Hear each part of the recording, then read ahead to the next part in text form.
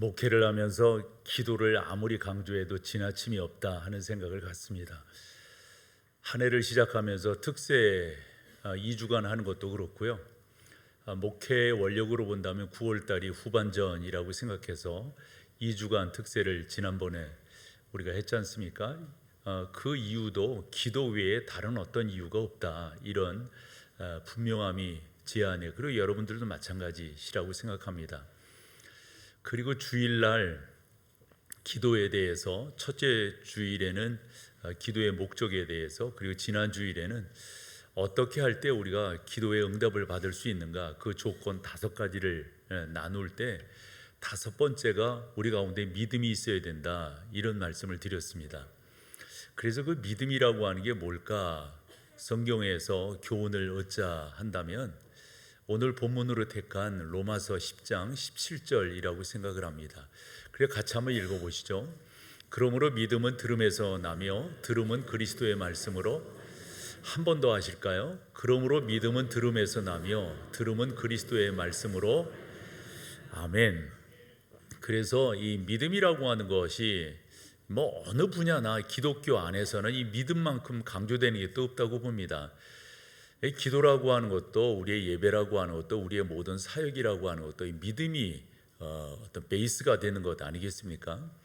그래서 이 기도도 사실 우리 가운데 믿음이 있어야 기도할 수가 있고요, 믿음이 있어야 그 기도의 응답도, 믿음이 있어야 체험도 할 수 있는 것 아니겠습니까? 그런데 그 믿음을 어떻게 우리 가운데 세워나갈 수가 있느냐? 바울의 교훈으로 간략하게 설명을 해본다면 그 믿음은 들음에서 난다. 근데 뭐를 들을 때라는 거죠? 예수님의 말씀, 다르게 표현하면 성경을 들을 때인데, 그 듣는다고 하는 것은 성경을 읽는다, 이렇게 우리가 또 재해석을 해도 틀림이 없다라고 생각합니다.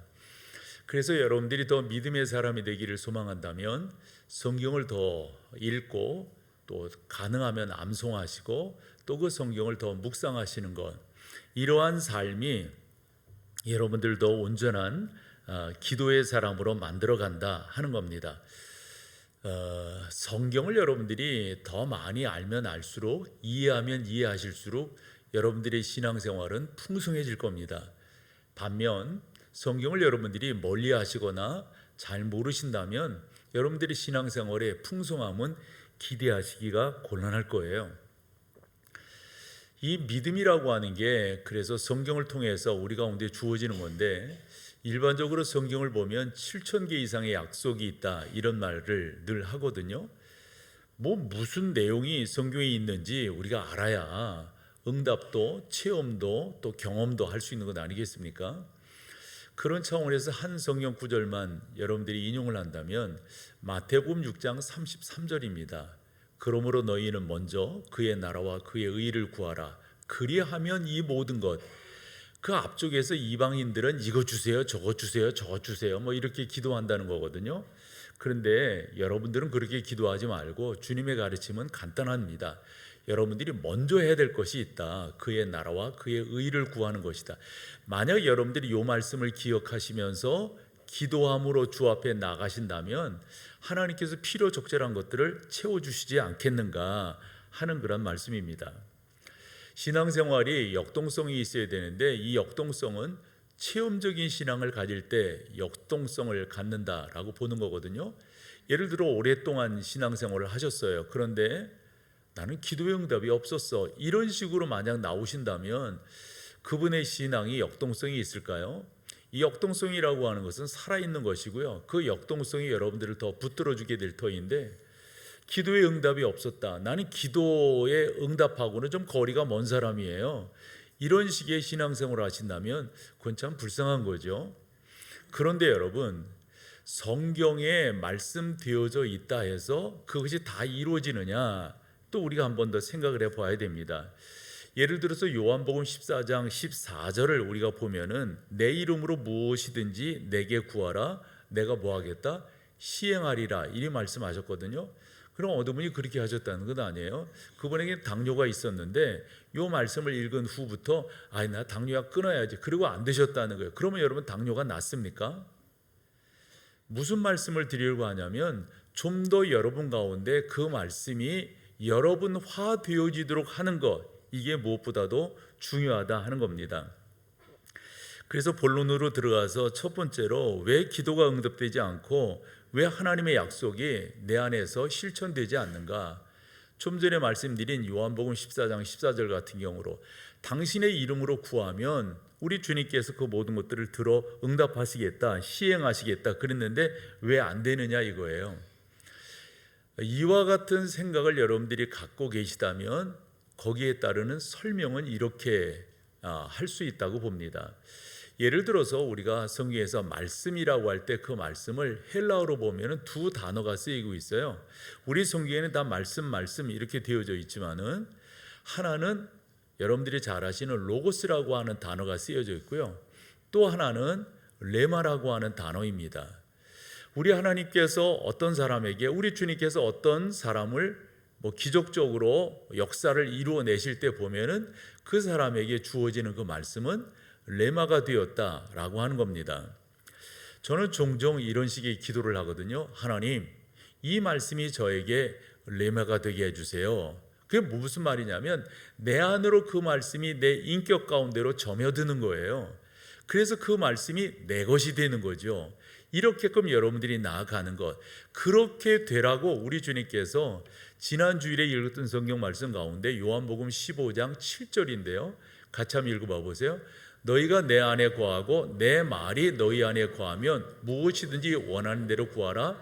그리하면 여러분 저기서 하이라이트한 내 말이 여러분 안에 거하면이잖아요. 근데 저 내 말이라고 하는 저 말씀인 로고스가 아니라 레마로 되어져 있습니다.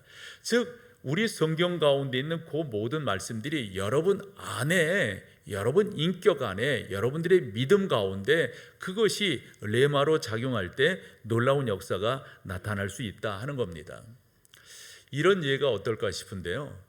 창세기 19장에 가보면 아브라함이 정오인데 그가, 저는 그렇게 생각하거든요. 하나님 앞에 뭔가를 구하고 있었어요. 그 구한 것은 아마도 소돔과 고모라 성에 가서 살고 있는 조카 롯에 대한 염려가 이 아브라함에 컸지 않나 싶습니다. 그럴 때 자기 앞으로 지나가는 3명의 사람이 있었는데 그 남자들을 이렇게 딱 볼 때 아브라함은 그냥 이 지역 주변 사람들이라 이렇게 생각지 아니하고요. 넙죽 엎드리면서 천사인 것을 알게 됩니다. 그리고 당신 집으로 초대를 합니다. 그래서 그렇게 초대를 받은 그 천사가 당신들이 왜 일로 왔는가, 무엇하러 왔는가 이런 설명을 하는데 사실 소돔과 고모라 성의 죄악이 관영함으로 심판하기 위해서 왔다 이리 말씀을 하세요. 그러면서 2명의 천사가 소돔과 고모라 성으로 심판하기 위해서 떠납니다. 그래서 저는 질문이 그거거든요. 아니 직접 가시지 왜 아브라함이 살고 있는 곳으로 거쳐 가시냐 이거예요. 그런데 그때 아브라함의 기도 때문에 그렇다라고 저는 믿어요. 그래서 소돔과 고모라 성이 불 심판을 받게 될 때 그 안에서 이 롯의 가족이 구원함을 받잖아요. 그래서 창세기 19장 말미에 보면은 뭐라고 교훈하고 있냐면 롯의 가족이 소돔과 고모라 성에서 구원함을 받은 게 누구 때문이다? 아브라함의 기도 때문이다. 이렇게 설명되어지는 걸 보게 돼요. 그러므로 아브라함이 상수리 나무 아래에서 앉아 있었다고 하는 것은 당시 사람들이 오수를 취할 그때인데 아브라함이 그렇게 앉아 있었다고 하는 것은 기도하는 거예요. 그런데 그 기도 가운데 하나님이 역사하셨다라고 보는 거거든요. 3명이었었잖아요. 2명은 심판하기 위해서 소돔과 고모라 성으로 가고 한 천사가 남아 있었다고요.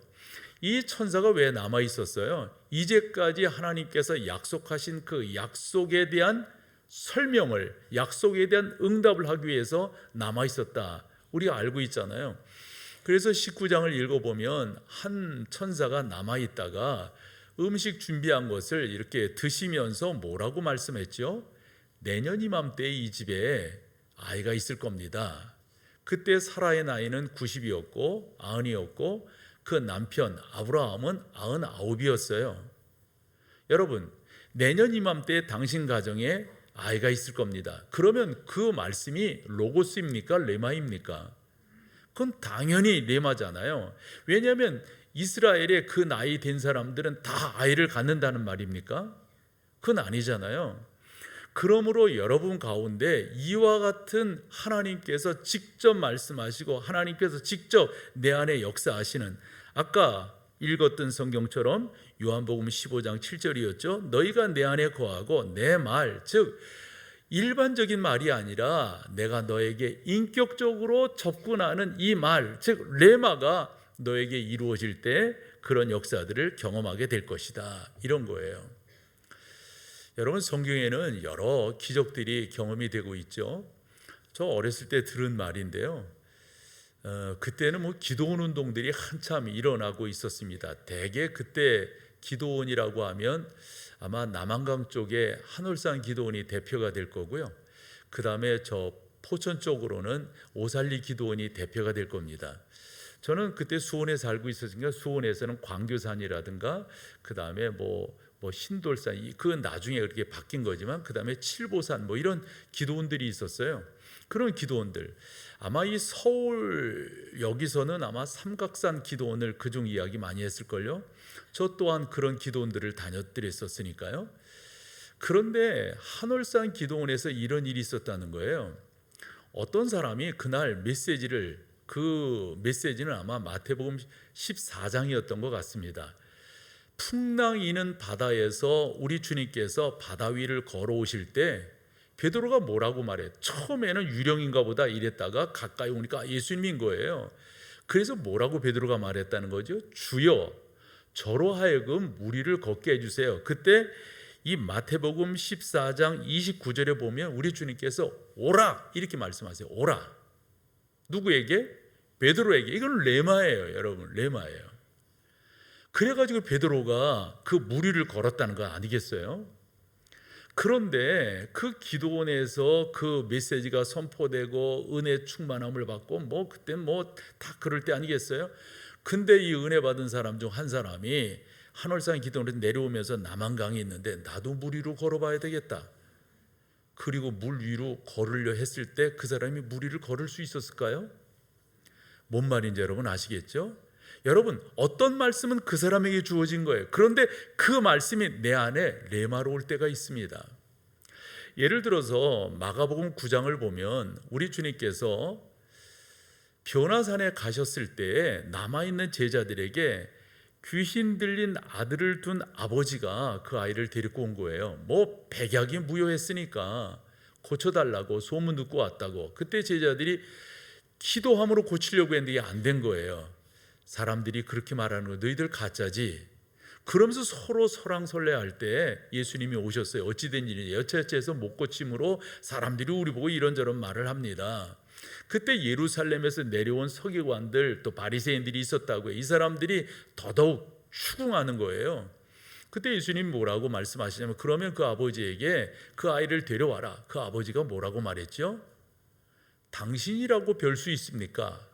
그때 우리 주님께서 놀라운 레마의 말씀을 하신다고요. 할 수 있거든이 무슨 말이냐? 믿는 자에게는 예전 성경은 능치 못할 일이, 요즘 성경은 능히 하지 못할 일이 없느니라. 그리고 그 아이에게 안수함으로 그 아이가 낫단 말이에요. 여러분, 이건 그 아이를 향한, 그 아버지와 그 아이를 향한 레마의 말씀이에요. 우리 가운데 어떤 하나님의 말씀은 놀랍게 우리 가운데 역사하고 어떤 말씀은 그렇게 되어지지 않는다, 이런 거 있잖아요. 저는 여러분들이 이와 같은 말씀 가운데서 기억하셔야 될 것은, 성경을 알지 아니하면, 성경을 읽지 아니하면 죄송하지만 이런 경험을 하실 수가 없어요. 성경이 기억나야 됩니다. 성경이 여러분 가운데 떠올라야 됩니다. 저는 이런 거 강조하거든요. 뭔가 여러분 가운데 생각이 지속되는 것 있잖아요. 그러니까 적어도 전제가 뭐냐면, 여러분들이 성령의 사람이라고 하는 전제를 딱 놨을 때 뭔가 자꾸 생각이 계속되어집니다. 뭔가 자꾸 마음이 먹어집니다. 이거 예사롭게 생각하시면 안 됩니다. 저는 그런 것이 하나님께서 역사하시는 역사요, 그 가운데 레마의 말씀이 우리 가운데 있다. 그러면 그것을 순종함으로, 즉 믿음으로 받아들일 때 역사가 일어나는 거잖아요. 저는 빌립보서 4장 7절 하반절 말씀을 늘상 묵상합니다. 뭐라고 말씀하셨어요? 내 마음과 생각을 어찌하리라? 지키시리라. 6절부터 보면 아무것도 염려하지 말고 모든 일에 기도와 간구로 너희 구할 것을 어떻게? 감사함으로 아뢰라. 7절 그리하면, 그렇게 믿음의 토대로 해서 아뢰면, 그리하면 지각에 뛰어난 하나님의 평강이, 하나님께서 나와 함께 하신다고 하는 증거가 어디에 있어요? 평안함이 나를 이렇게 감싸 안는단 말이에요. 그래서 우리 주님은 요한복음 14장 27절에서 평안을 너에게 주는데 내가 주는 평안은 뭐라요? 세상이 주는 것과 다르다라고 말씀하셨어요. 이 평화가 나를 지배하게 돼요. 그러면서 뭐라고 말씀하시냐면, 그리고 이 평강이 나를 지배하게 되고, 그리고 내 마음과 생각을 지키시리라. 여러분들이 주 예수 그리스도를 구주로 영접하셨죠. 그분이 나의 주권자라고 하는 사실을 인정하시죠. 그분이 내 인생의 핸들을 쥐고 계시다고 하는 것, 그거 우리 고백하며 인정하잖아요. 그런 여러분들에게 뭔가가 자꾸 생각돼요? 뭔가가 마음 먹어져요? 그거 여러분들이 믿음으로 아멘 하고 응답하며 나갈 때 그것이 레마가 될 수 있다, 이런 말씀입니다. 요한복음 14장 26절을 같이 한번 읽어보겠습니다. 보혜사 곧 아버지께서 내 이름으로 보내실 성령, 그가 너희에게 모든 것을 가르치고 내가 너희에게 말한 모든 것을 어떻게 생각나게 하시겠다. 여러분, 예사롭게 생각하시지 말라고요. 이렇게 나아갈 때 전능하신 하나님께서 우리에게 말씀하시는 것을 경험하게 될 거라고요. 나는 별거 없는데, 나는 뭐 아닌데.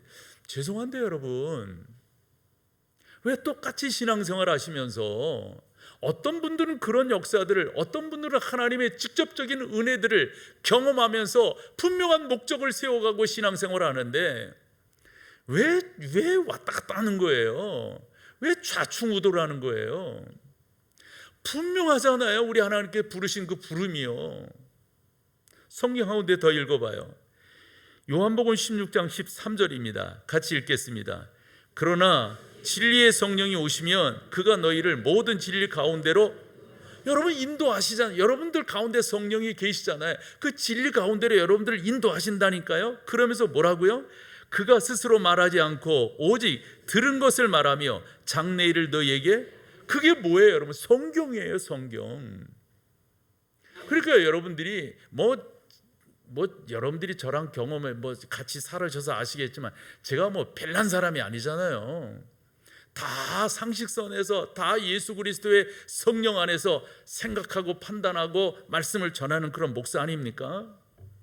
여러분, 성령 하나님이 우리 가운데 함께 하시고 성령 하나님이 내 안에서 주인으로 역사하실 때 여러분들이 그거에 믿음을 갖고 성경을 읽고 성경을 묵상하고 성경이 나에게 말씀하신 것이 어떻게 생각나게 하신다고 했으니까, 그렇게 하며 나아가는 여러분 되시기를 간절히 소망합니다. 그러면 하늘의 위로를 경험하실 거예요. 전능하신 하나님의 인도하심을 경험하실 거라고요. 여러분, 이런 말씀 들으셨죠? 성령 하나님의 조명하심이다. 이 조명이라고 하면 이렇게 비친다, 이런 말이잖아요. 우리의 마음속에, 우리의 심령 가운데 하나님이 그렇게 지도하시고 지배하신다고요. 너무 감사한 일이에요. 그러니까 그와 같은 하나님의 철저한 인도하심이 있는데, 이것도 조심스러운 말인데, 딴청 핀다, 딴짓한다, 말 됩니까? 그건 말이 안 돼요. 그러면 여러분, 이게 하나님께서 나와 함께 하시는 것인지, 즉 레마로 임하신 것인지를 어떻게 알 수 있단 말이에요? 여러분, 두 가지예요. 제가 요걸 준비하면서 자꾸 나쁜 사람들이 생각나더라고. 그 엉뚱한 성경과, 여러분 성경이라고 하면 66권을 말해요. 성경과 일치하지 않는 건 레마가 아니에요. 성경과 일치한가, 그래서 우리는 늘상 성경이에요. 성경이 말씀하시는가, 성경이 나에게 가르치시는가, 성경이 생각나는가, 여러 수식들이 있을 수 있잖아요.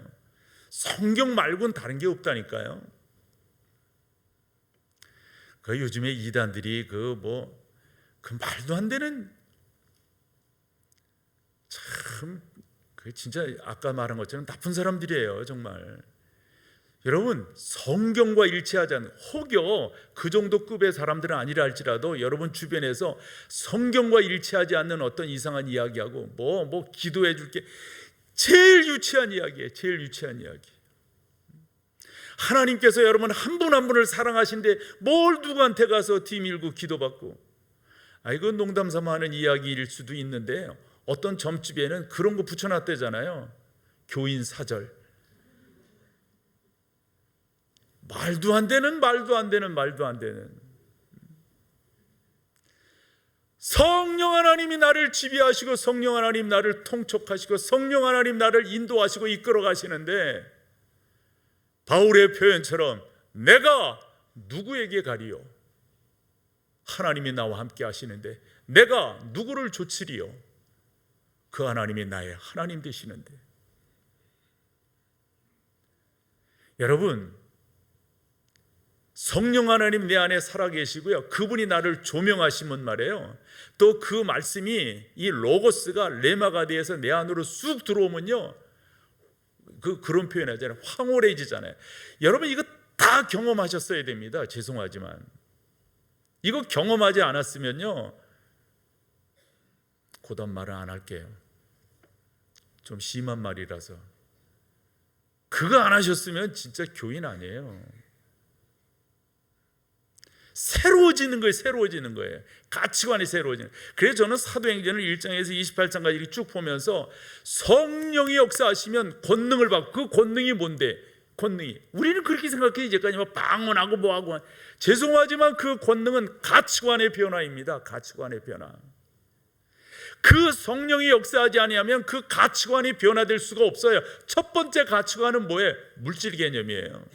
그래서 2장 4장에서 뭐라고요? 내 것을 내 것이라 여기지 아니하는 역사가 일어나는 거예요. 두 번째 가치관의 변화는 뭘까요? 세계관이 변하는 거예요. 당시 유대인들은 자기들만이 해요. 성령의 역사도 자기들만이 해요. 그래서 고넬료 사건이 나오는 거고요. 그래서 사도행전 15장에 사건이 나오는 거예요. 바울이 뭐라고 말했어요? 내가 전한 것 외에 혹여 천사가 와서 다른 말을 한다 할지라도 그건 가짜다. 이 정도로 확신하고 있었어요. 그런데 예루살렘에서 내려온 어떤 사람들이 아니라는 거예요. 이것도 하고 저것도 하자. 다다익선이라고 하는 말이 있듯이 너희들 그건 너무 약해. 여러분, 이게 가치관이 변화된다고 하는 게요, 자기의 사고하는 것들이 바뀐다는 게, 이건 성령의 역사가 아니면, 그 권능이 아니면 이루어질 수가 없어요. 단순히 방언한다, 한다, 이런 차원이 아니라니까요. 그건요, 여러분 가운데 그런 경험들이 있으셔야 돼요. 예수 그리스도가 내 안에 주인이시기 때문에 나의 삶 자체가, 나의 가치관이 변한, 그 변한 것의 첫 번째가 뭐냐? 목표가 정확해지는 거예요. 목표가 예수 그 부르심에 합당하게 나가는, 합당하게. 사도행전 시브리서 12장 2절 말씀, 여러분 그렇게 나가는 거예요. 우리 주님께서 그와 같은 것들을 개의치 아니하시더니 하나님 보좌 우편에 앉으셨느니라. 나도 그럴 거야. 나 그런 거 개의치 않을 거야. 주님께로 나는 나아갈 거야.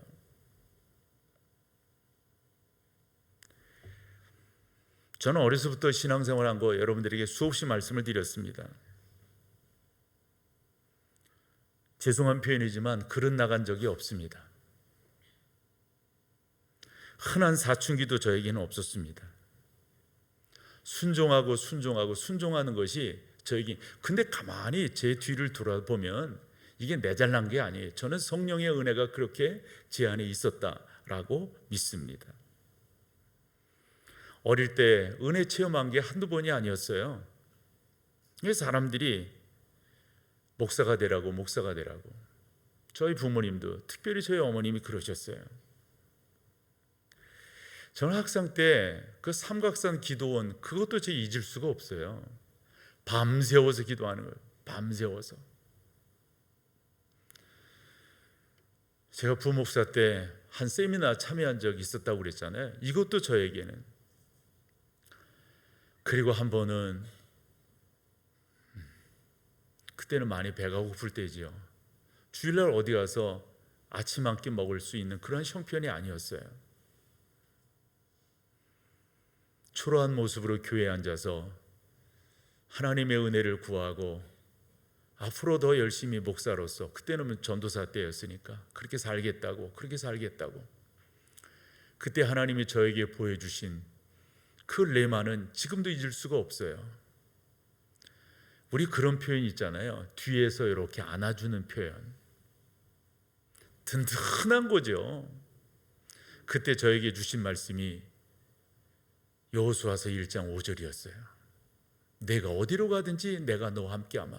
그리고 그 뒷말이 더 멋진 거예요. 너를 당할 적. 그때 저의 자존감 되게 낮았었다라고 말씀을 드렸잖아요. 그러면서 찬송이 나오는데 그 찬송이 27장이에요. 빛나고 높은 보좌와, 이게 이사야서 6장에 있는 거거든요. 그 위에 앉으신 여러분 그 영광, 그 천사가 날면서 뭐라고 말해요? 거룩하다 거룩하다 만군의 주 여호와여. 그 거룩함이 해같이 빛나게 된다고 하는, 하나님 앞에 그럴 때 기도하는 거죠. 주님, 저를 붙들어 주세요. 저는 이렇게 제가 이 삶을 보면 일찍이 제 안에 들어왔던 하나님의 말씀이 있는데, 그것이 다니엘서 1장 8절이었어요.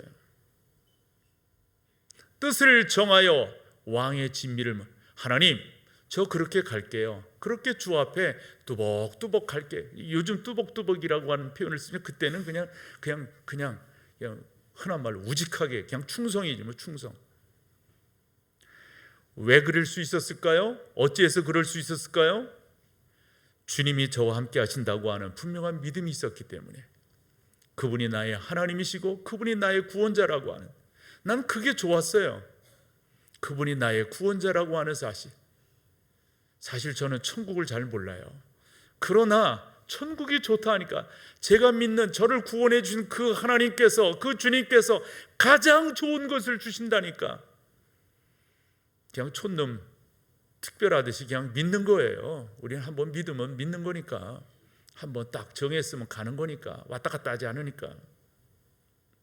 근데 이런 성격도 하나님께서 저에게 주셨어요. 그런 은혜라고 저는 믿어요. 사랑하는 여러분, 여러분들이 그렇게 가시기를 소망한다면 몇 가지를 점검하시고 결심하셔야 됩니다. 그 중에 하나가 자꾸 회개하셔야 돼요. 자꾸 회개하셔야 돼요. 저는 제 목이 그러면서 설교 때 그렇게 말씀드렸고, 지난 주일에 저는 그것이 저에게 주는 은혜였어요. 그래서 뭐를 기도했냐면, 그 전에 들었던 말씀이 갑자기 떠오르는 거예요. 어르신들이 하셨던 그런 말씀이, 생각나지 않는 것까지 회개해라. 자꾸 제 안에서 그런 생각, 근데 뭐를 회개해야 될지, 어떤 건지. 그래서 제가 주님께 그렇게 기도했어요. 주님, 저 어렸을 때 그런 이야기 들었는데요, 제가 생각하지 못하는 것까지 회개합니다. 주님, 저를 긍휼히 여겨주세요. 긍휼히 여겨주세요. 제가 제 아내에게 무슨 말을 했냐면, 내 컨디션이 회복된다고 하는 것이 제가 느껴지는 거예요. 이 컨디션이 회복된다고 하는 게. 그래서 제가 제 아내한테, 여보, 내가 지금 이 상태가 예전처럼 이렇게 돌아온 것을 내가 느끼겠네? 지금 왔나요?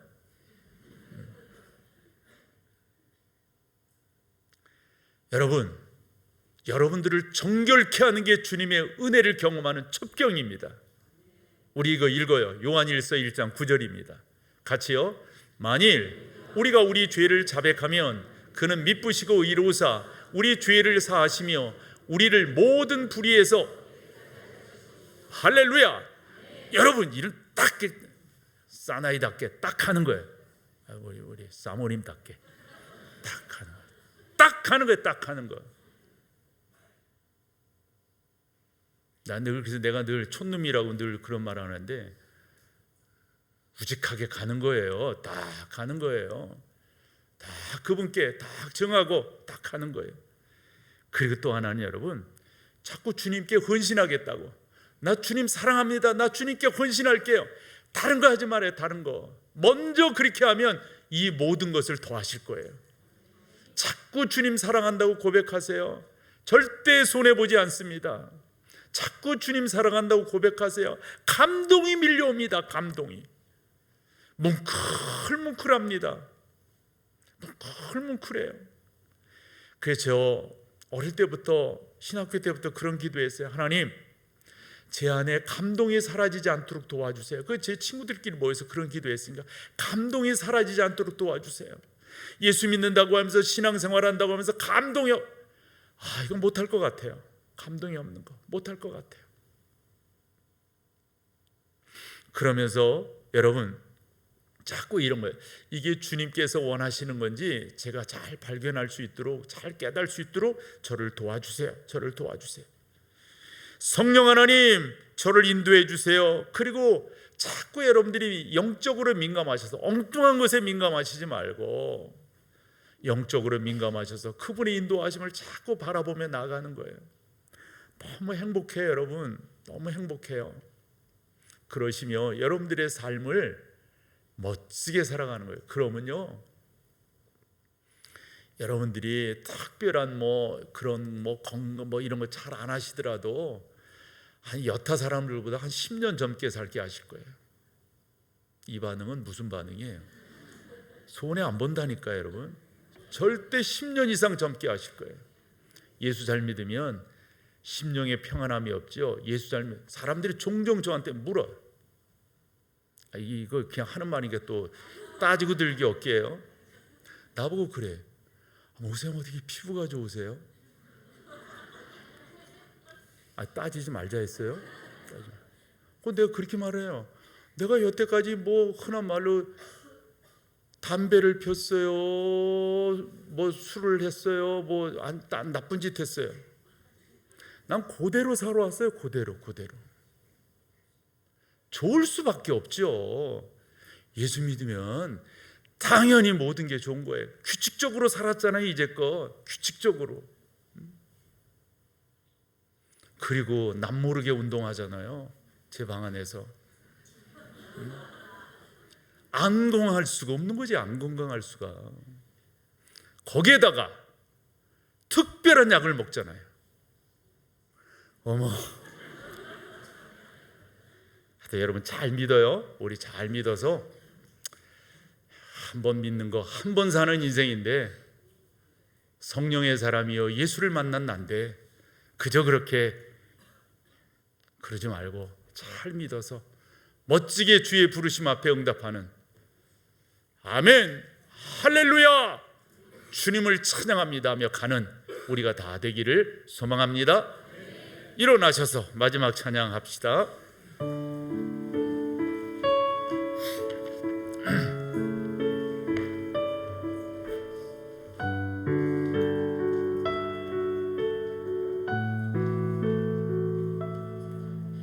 그대 폭풍 속을 걷고 있을 때, 비바람을 마주해야 할 때, 불빛조차 보이지 않아도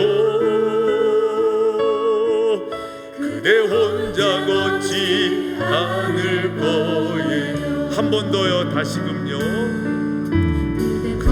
속을 걷고 있을 때, 비바람을 마주해야 할 때,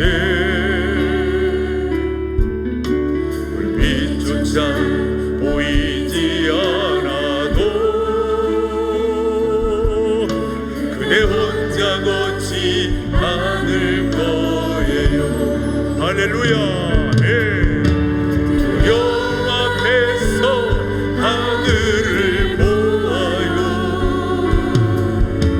외로운 그대여 걱정 마요. 오늘은 그 길을 또 걷고 멀어요.